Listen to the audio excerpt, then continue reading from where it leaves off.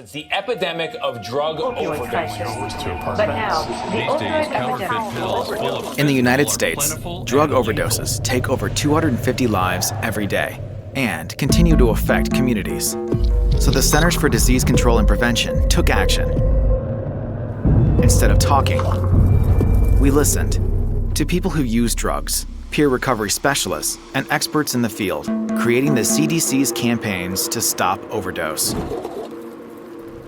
Focused on 4 distinct topics, each addressing a specific layer of the overdose epidemic.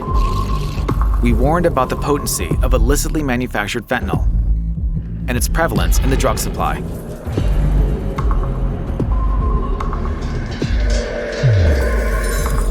We spread the word about naloxone, a life-saving medicine that can reverse an opioid overdose, and encourage people to carry it with them and to keep it at home.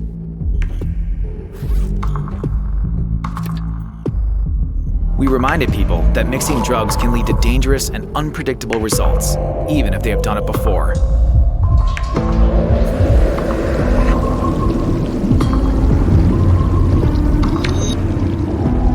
And we informed our audience that finding and staying in treatment is critical to forging their path to recovery.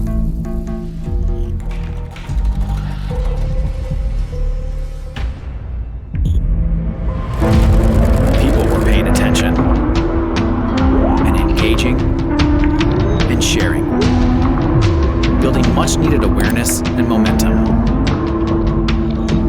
empowering our audience with critical knowledge, tools, and resources to stop overdose deaths and to save lives.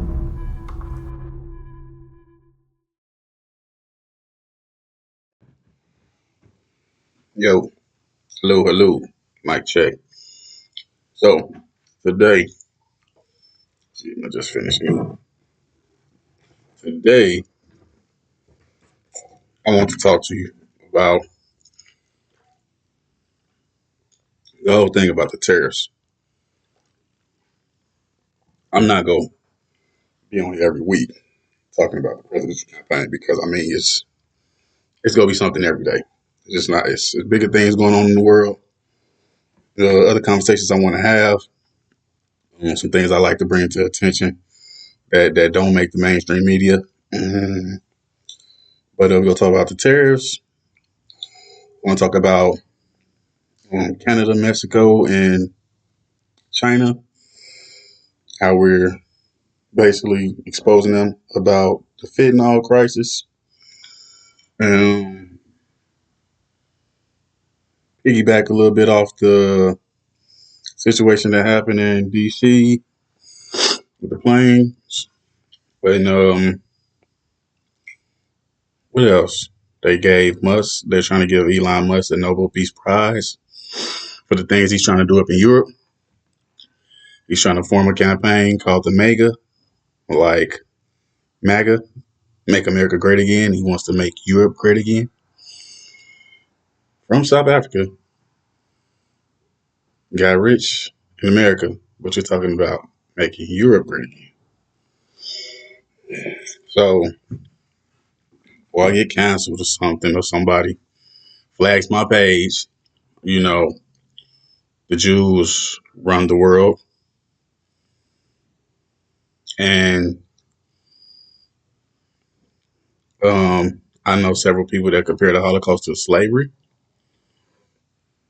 That's a real deep, touchy subject. We can get into some history facts about that, but that'll be a very, very, very long. And it'd be good to have dialect with somebody to go back and forth and we express our views and opinions on that. But let's get back to the matter at hand. Let's talk about the United States. So, tariffs, fentanyl, drug crisis, whatever you call it. The whole situation with ISIS deporting. I don't want to call them illegal aliens or illegal people. Some of these people have been here. Some of these people are born here. Some of these people have birthright issues because their parents birthed them here. Some of them been living here on work visas.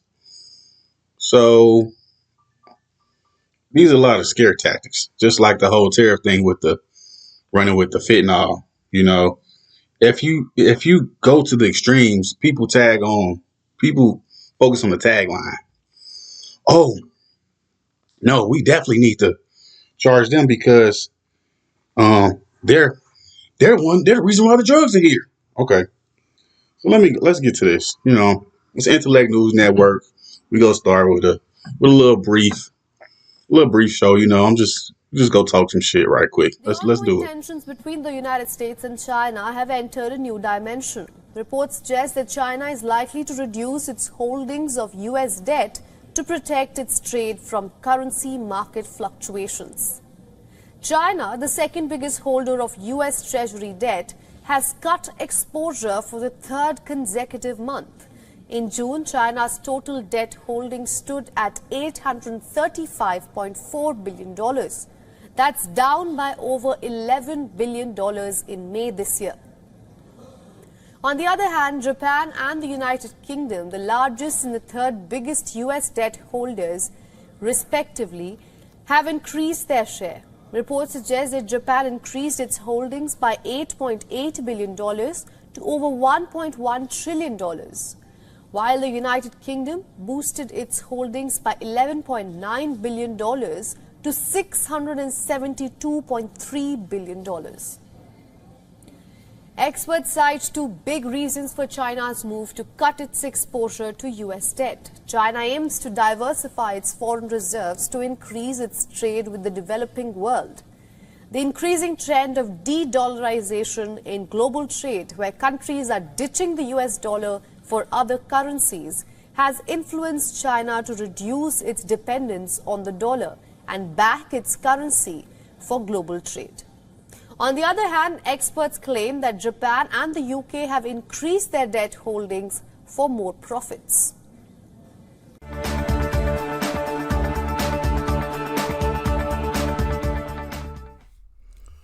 Okay, so let's get real for a second.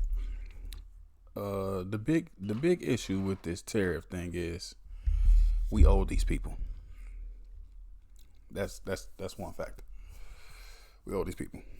So you try to play leverage by saying, hey, we're going to put tariffs on everything, make all your products rise. All our products rise. You're going to be pissed. You know, it's kind of like a big tax. The next thing they want to touch is oil. And, you know, that's a touchy subject for America. You know, they kill people over oil. That's a fact. That's not alleged. That's just a fact. They created wars off of oil. It's just a fact. So the thing with that is we're doing a tariff strategy because what he's trying to do right now is that's why he's shutting everything down and trying to close a lot of these chapters and these organizations and freeze a lot of employments and basically shut down a lot of things because he basically want to restart. Let's see what we can suck money from. Let's see what we can save. Let's see how, you know, we can take money from here and use it. Hopefully use it for our economy, as they say. Use it for the greater good. Figure out how we can get out of debt. You know how much debt we in? Look at the debt clock. I'll give you the website today. Just look how much debt America goes in second by second, minute by minute. It's gonna take a lot more than the strategy you're doing and you burning bridges. So okay, let's just get into the facts right now. So we can say that right now, China, we owe China probably roughly close to $800 billion. $800 billion. Canada, $300 billion. So your strategy is to raise tariffs on import and export goods. That's going to raise, you know, goods and services going to them and coming out basically to us. So that's going to raise our goods and services. Shipment prices, the wholesale prices, things you was getting, you know, pennies on the dollar for, that's going to change. Just because these people are going to get charged more. Businesses are going to get charged more. Then you're talking about dealing with infrastructure and energy. So we're already behind in a lot of these states. A lot of communities are behind on water development, supply, pipelines. You got roads are screwed in a lot of these states. I'm in Columbus right now. I know right now these roads ain't been fixed in over 20 years. So you try to do piece by piece of community, and you know which communities get touched first. It don't have nothing to do with tax dollars. We know which areas get touched first. We see which people have sidewalks with crosswalks and their roads stay paved and bridges are getting built and highways, expressways are getting upgrades. We know what territory this happens is because it sure ain't happening in the minority community. But we supposed to be doing this for a state as a whole. We supposed to be growing from city to city as a whole, as the population grow, just advancing. But yeah, so we're going to talk about the debt. Let's get to that. So the debt situation. Okay. You go as far as to talk about the drug crisis, just like they tried to scare y'all with the whole LGBTQ community, you know. Do you want your sons and daughters doing this? They feed your kids medicine and they telling your child at school who she should be and what she needs to identify as and the sports, they're taking over the sports. They putting this person in the sports and they having your daughter playing with the male. So it's scare tactics. If you're not reading the facts, if it's not happening in your community, you're not seeing it. You got to look at the bigger picture. So if fentanyl is a crisis, I'm gonna dig deep to this because you want to use fentanyl. How I look at it is, I see fentanyl as how crack hit in the 80s. So cocaine was a whole big deal. No problem. You know, they was putting cocaine in drugs. They was administering that to us. What was it like in the 50s and 60s? So around the Tuskegee experiment and going through tuberculosis outbreaks, you know, the coca leaf was in a lot of medicines. So even from the war, they was administering that to a lot of our soldiers for pain before we even got to what you got. Now they give you what was that? Not methadone. They give you methadone in the hospital now. Of course, they give you fentanyl. That's the highest. But you know, you got opioids. Then they give you methadone, and then I think it's then fentanyl. I want to say it. So yeah, basically, I relate to the crack epidemic. So you have people coming home. You know, crack just didn't get over here by itself. Nah, if you don't know the history on that, those drugs are bought over here. I mean, even if you're in the black community, I'm sure you done seen American Gangster with Frank Lucas. You seen how the CIA was putting it on planes on dead bodies. That's just not a lie. So you had the cocaine cowboys. You had cartels to where they had special pilots that flew it over here, and America knew that they was flying it over here because the pilots was making so much money that they were paying out government officials. Right. So how do you don't understand how you think that these planes wasn't getting dropped? You know what I'm saying? They weren't getting flagged. You know what I'm saying? The routes, you know what I'm saying? Air control inspectors. They were in flight space. So they were in the space of these radars and where the FAA can see that, hey, this plane under schedule. It wasn't like they was riding under the radar. So just I match to that. So how that took over? How did it get here? Of course, how did the drugs get here? Then now it's a whole fentanyl crisis. Now it wasn't a problem when they was administering opioids to you. They was pushing Percocets. They was pushing oxycodone. They was pushing acetaminophen with oxy. They were pushing Molly was fine. Before then it was, you had the MDMA pills. You had everything they was putting in it when it was just meth. But then, fentanyl is released. Now, that's the whole killer. It's just kill. But it wasn't a problem. We didn't have an action plan for that until certain demographics started getting killed and overdosing, and mysteriously it's being sold and being mixed with and thrown into other substances.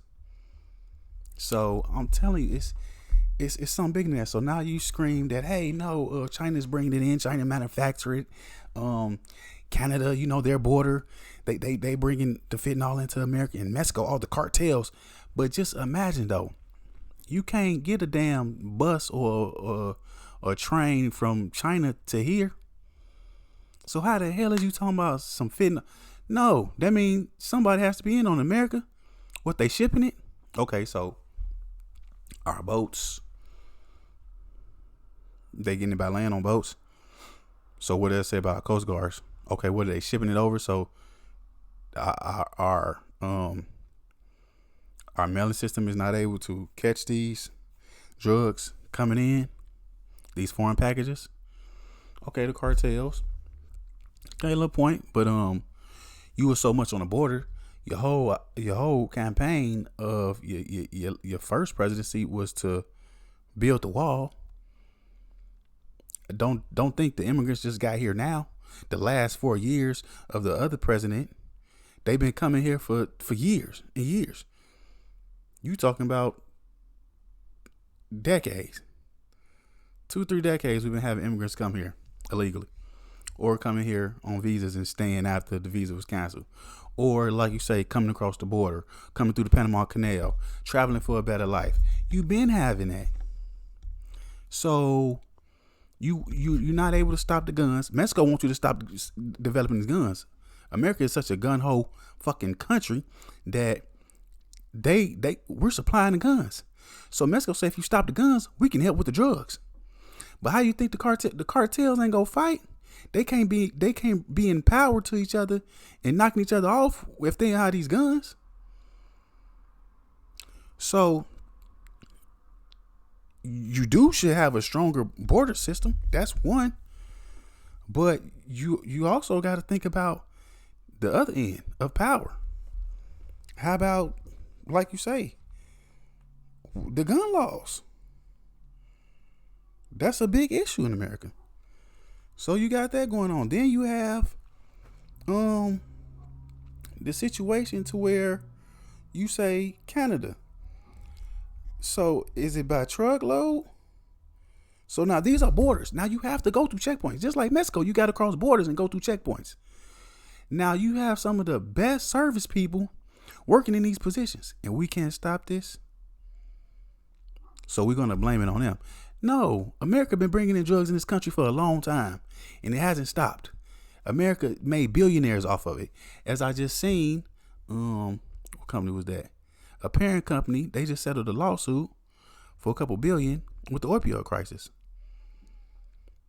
Now we already know they've been passing that blame around of, overprescribing, and it was a family company. They just had to shut down.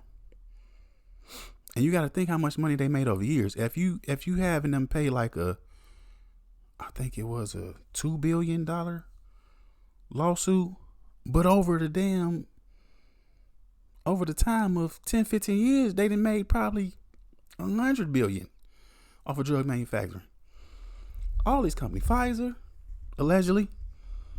I mean, everybody been pushing pills. That's nothing new. So if we talk about the drug crisis, I see now the whole fentanyl situation to the whole crack epidemic. Like, how did it get here? Who's funding it? Why did it become such a hot commodity? Not just by being administered in hospitals. So people had to learn what the drug is. It just didn't. Everybody's not a chemist. Nobody's in a lab just learning what these drugs can do until it hits the streets. So I feel we got a bigger issue. So to talk about the tariffs, that's one thing. But you not having your economy in the right position, and you trying to dig for a way to see how you can leverage, your crisis of your crisis of inflation, I think you need better strategies for one, and for two, scaring people with a drug crisis that's been going on for at least 10 years now, and who's manufacturing and bringing over here isn't going to help the situation, because the real people know that it's deeper than just China, Canada, and Mexico bringing in drugs here. They've been here.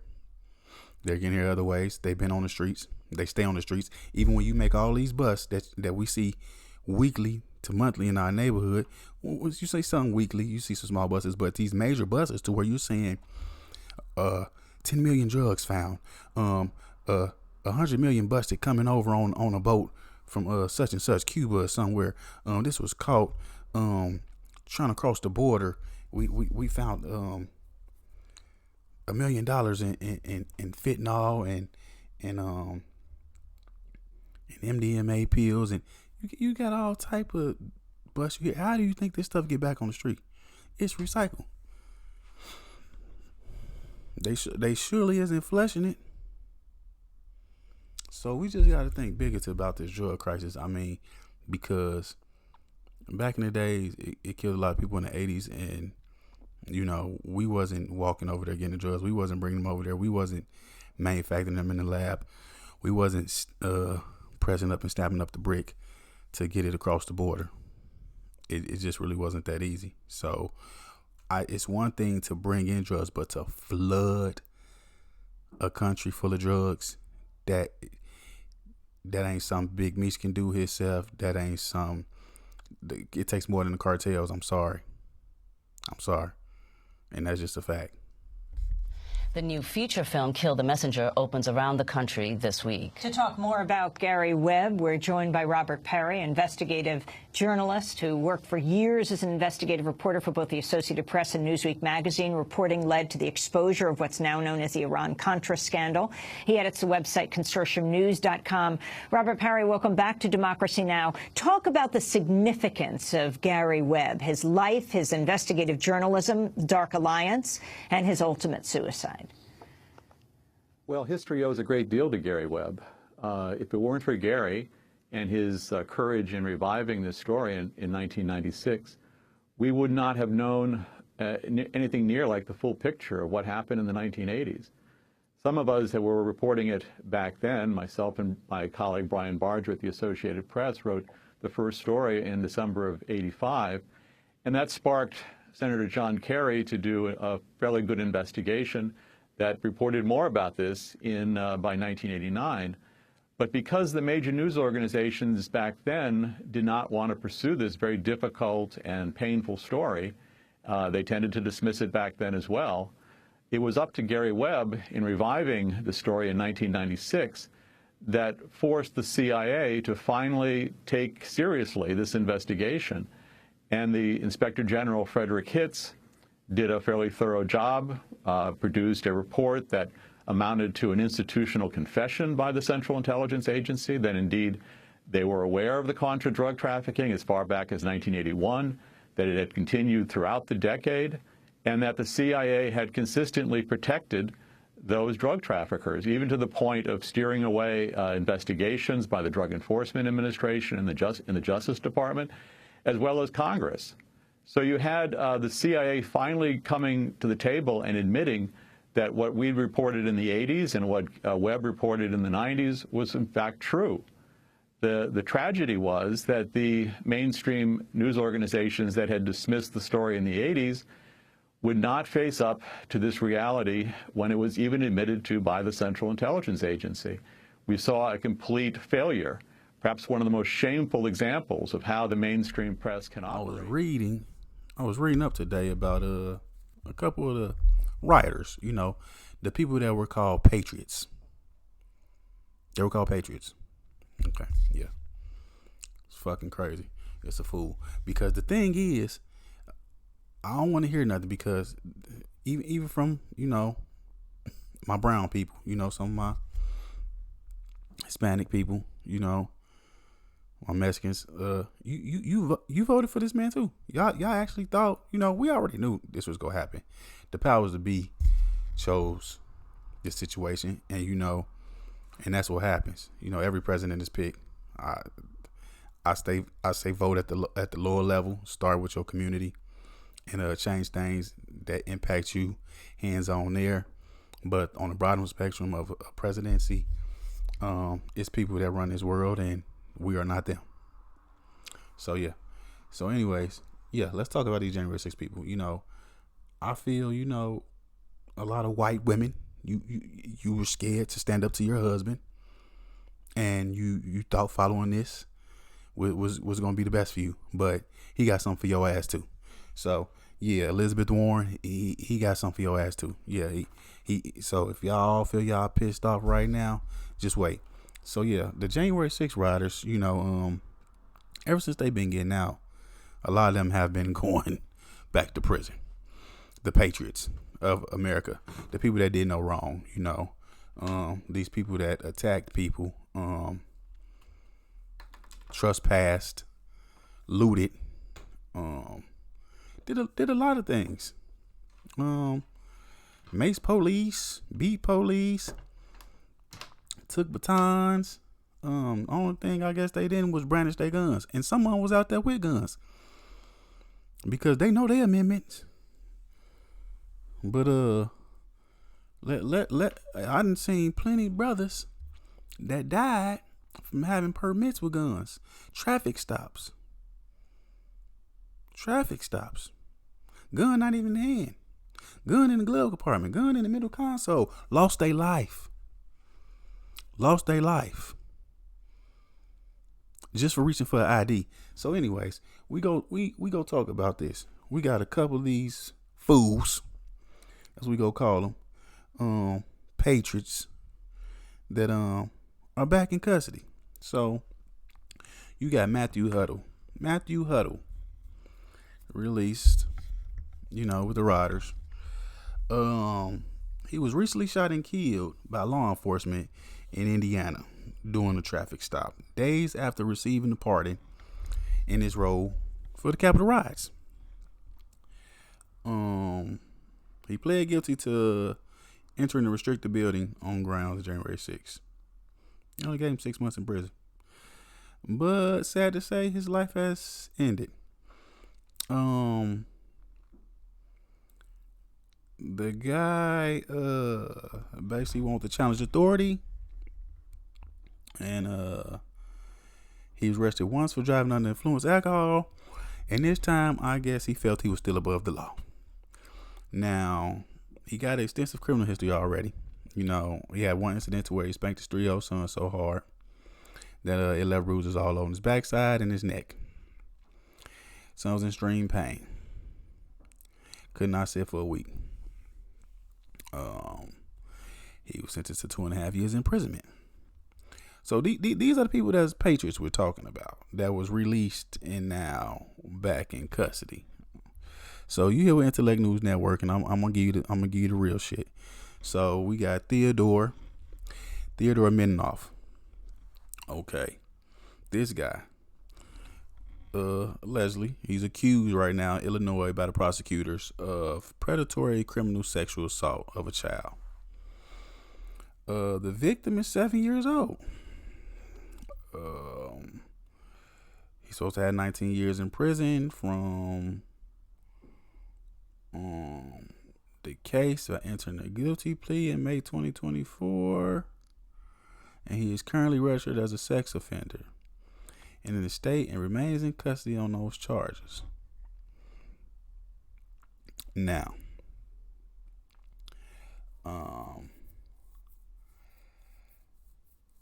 it's crazy because he got a history of 38 prior convictions since 1991.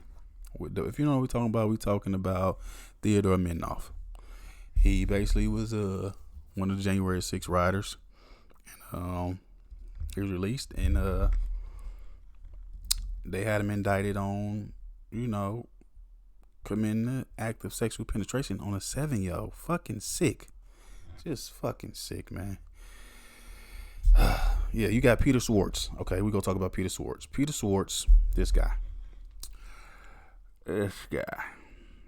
Okay. So Peter Schwartz, 1994, struck a victim. It was a female. Hit her in the eye. Lit a cigarette and burnt her. 2004 caught a case.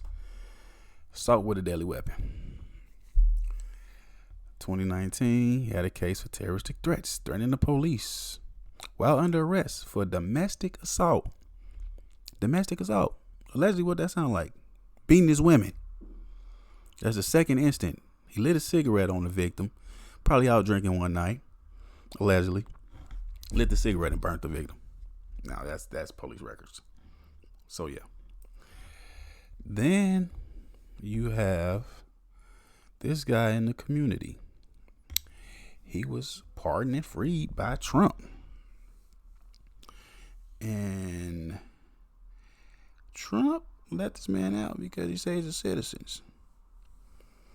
Now he's charged with production of child pornography and possession of child pornography, which allegedly he's involved with a minor, and the child was under 12. Yeah, of course, all these people are white, because I don't remember any black people storming the Capitol. Yeah. So let's stick to that. So that was your guy right there. We were talking about that was David Daniel. Now David Daniel was charged with production of child pornography and possession of child pornography with a person that was under 12. Yeah.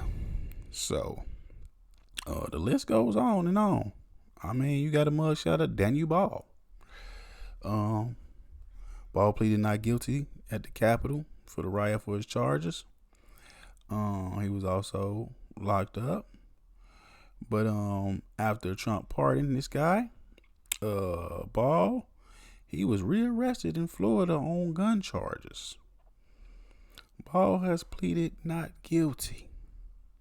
Now you can say it's a conspiracy that all these people were released, and the people that don't like Trump went back after these guys and digged up old cases, found new cases, wiretapped them, put them in situations to where they lured them in and did a sting and took them back down and had to lock them back up because they feel it was injustice done. Because a lot of these people that are police officers pissed off. A lot of people that hold these positions that police captains and lieutenants, they pissed off to how they was treated, and they feel they was betrayed.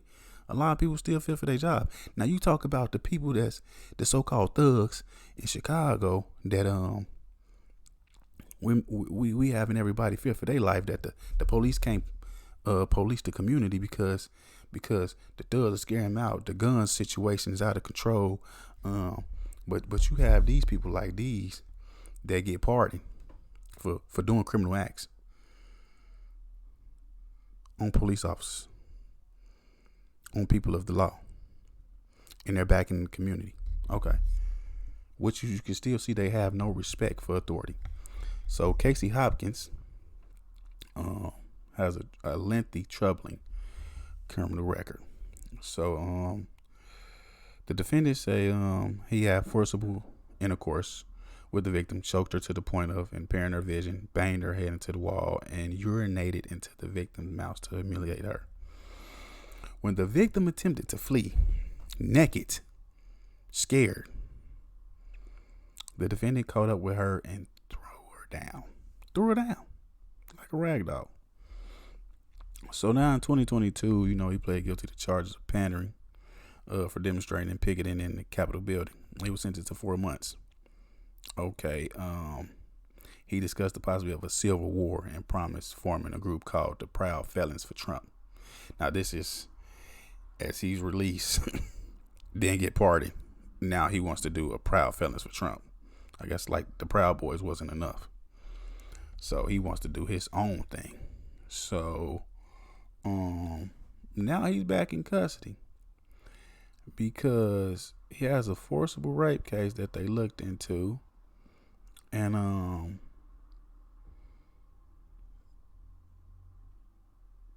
it's alleged that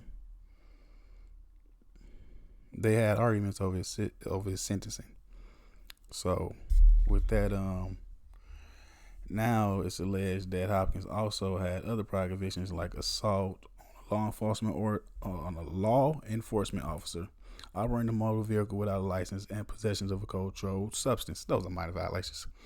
But as you take a look at it, it's a pattern of them not having respect for authority, for the law.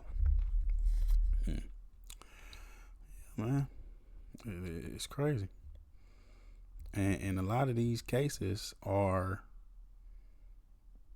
after they've been, put him back into the world from being pardoned, which is crazy. But they say, we don't deserve a second chance.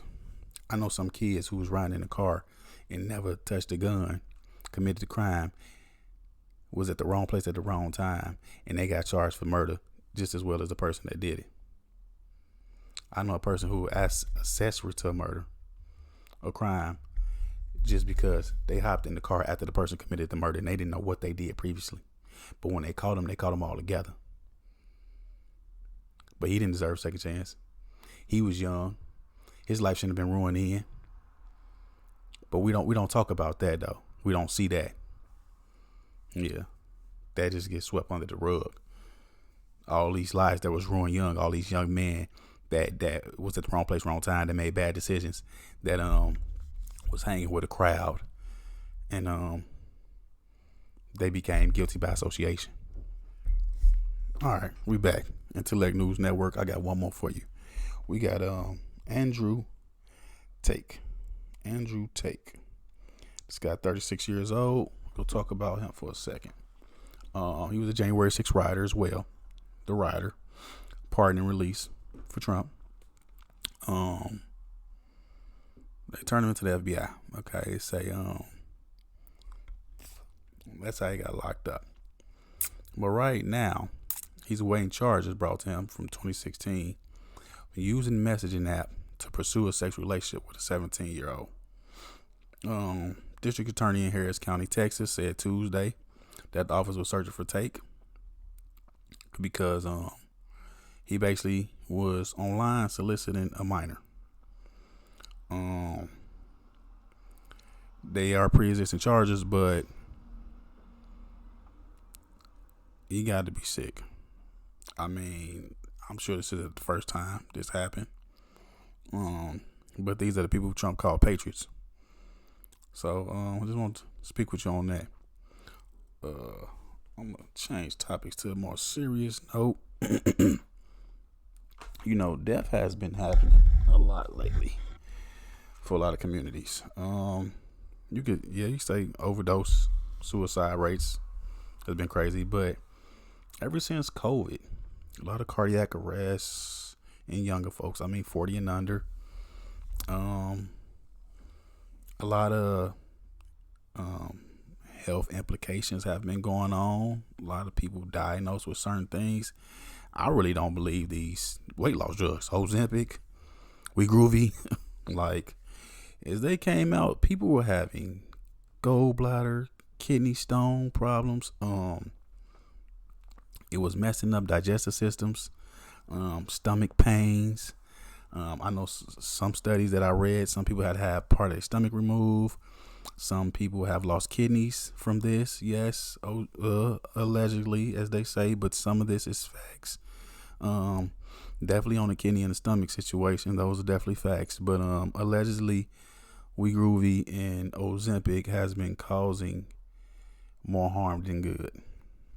And right now they say it's been excess of death surging in young adults that we do know. So from ages 25 to 44, that's what I mean by that. So, they have tripled since 1999. And while the COVID-19 pandemic was well documented, drug overdose crisis contributed to be a trend. We know we lost a lot of young rappers, musicians, a lot of actors. Heath Ledger, you just lost a guy from Friends doing ketamine. It's crazy. So by 2019, the figures are 34% higher and they have peaked in 2021, nearly tripled in the last 10 years. So, you know, the young adult access death rate has fallen, but was still 70% higher than the baseline. So from ages 25 to 44, statistically speaking, more than 71,000 of them shouldn't have died. I mean, you have people that, young adults who died due to respiratory illnesses during the pandemic and after the pandemic. Of course, we know COVID did play a little part in that, which we found out now that was man-made in the laboratory. So for all the people that was going crazy over COVID, I still know people now that wear masks. Maybe you need to read on the facts. I have no problem. Do what you do. I ain't judging, but baby, it's been in the air. I'm gonna tell you now. They've been killing us with shit that's in the air. That's a fact. It's not just the food that's killing us. It's the shit that's been put in the air. So it's so common now that it's just the common cold and the flu. But 4 years ago, they was telling your ass stay in the house, don't come outside. So if you go get it, you go give it. You just gotta live your life. I doubt it be that. Now, what your immune system gonna hold, I can't tell you that. So protect yourself. But I'm gonna tell you now, the shit that they telling you ain't true. It ain't right. That's why they locked us in, because that wasn't right. That was all bullshit. You know what I'm saying? White lies, blue lies, placebo lies. It's just lies. So yeah, you know, the death toll has been rising though, you know. So, and we're not saying it's counterfactual deaths. They saying it's access deaths. So, you know, it's just things that's just growing at a rapid rate, you know. So 8.5% of access deaths in 2019 related to health problems, including liver disease, alcohol-induced incidents, were responsible for the deaths of 9,000 young adults in 2023. But 2021, alcohol-related fatalities exceeded the rate of scientists expected by a wider margin than other cause of death. So basically, they're saying they were doing studies back then in 2021, and the fatalities exceeded the rate that they were saying, but the margins got wider in 2023. So they argue that there's a generational despair that's going on, and basically it's the, you know, they're being addicted to certain things. You know, certain generations are gravitating to certain things, whether it's mental health situations spiking, alcoholism is spiking, wealth of the nation is growing, and or just younger people just going against the system, and life is getting harder for a lot of people, and they're not able to survive in the climate that we're living in. So it's a couple factors that they're bringing on. It's a good article. I suggest you to read it on Yahoo, or you can find it on AP News. But deadly disease is on the rise too as well. So, you know, you can't overlook that. You got strokes, like I said, cardiac arrest. You got cardiometabolic causes of death increasing over time. Driving, the rise of death. You got overdose deaths. So suicide is definitely not to be overlooked as well. But heart problems is definitely, I mean, they also talked about the booming market of fentanyl, which we spoke of earlier. Because amid the recession, you know, obesity and heart disease and diabetes was a big gainer. And as you look at it now, diabetes is so crazy now taking over. You see down there everybody walking around with the patch on their arm. It's that crazy that they selling that over the counter. So now instead of pricking yourself every day, you got the over the counter medicine. So you put the shit in your arm, put your phone up to it, and it's ringing you down glucose levels and your sugar levels, and telling you what healthy diet you should eat and how much rest you should get. So they say the recession triggered a lot of things, but that was 2009, 2010. We far away from that, far removed. You talking about 15 years ago. Stress, sleep, food, exercise, air pollution has definitely been fundamental factors causing health issues. As I said, it's in the air. So, we can start with nutrition, exercise, getting the proper sun, and staying away from fuck shit. That's real.